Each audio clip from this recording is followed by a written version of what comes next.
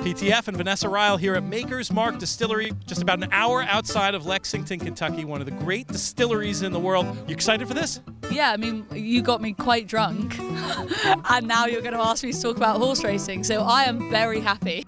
Juvenile Turf Sprint, one of the races I'm the most excited about on the 2 days. Can the Platinum Queen win from out there?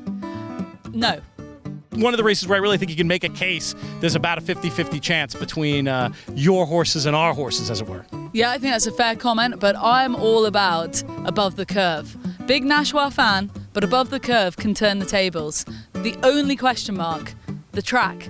Her one disappointment came at Chester, tight turning track. What do we have at Keeneland? Tight turning track.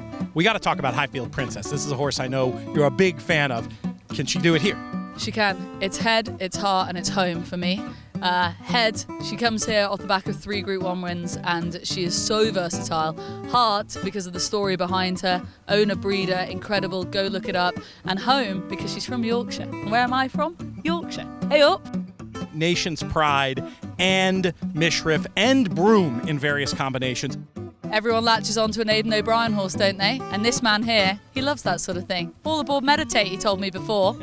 I love Meditate. Aidan O'Brien has a bad... Cliche. Spirit Gal is an interesting one to try to get in there to go with her. Lots of speed. Give me a favorite we can beat at this year's Breeders' Cup. Chocolate.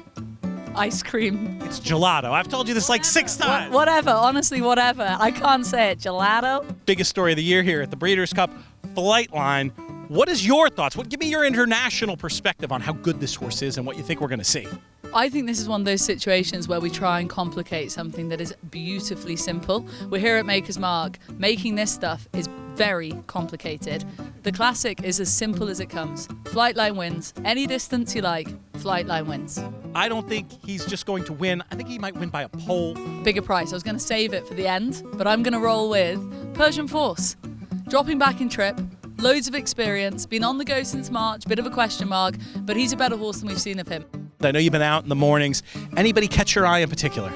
Well, look, the dirt mile really wouldn't be my remit if I'm being deadly honest. Over from Europe, all about the turf, of course. But Cyberknife, had to take a double take when I saw him this morning. Honestly, it looked an absolute picture.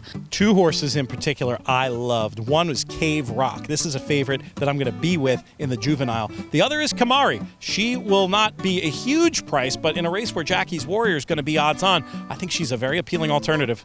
And the Distaff, very confusing for me. I've got no idea where to go, what to do. Tell me, Pete. A lot of people are thinking this is just the 2 Todd Pletcher runners. I think it's way more complicated than that. I'm going to try to see if I can get Kinchin to take a bet with me. He can have the 2 Pletcher runners. I'll take the 2 Steve Asmussen runners in this race, Clairiere and Society.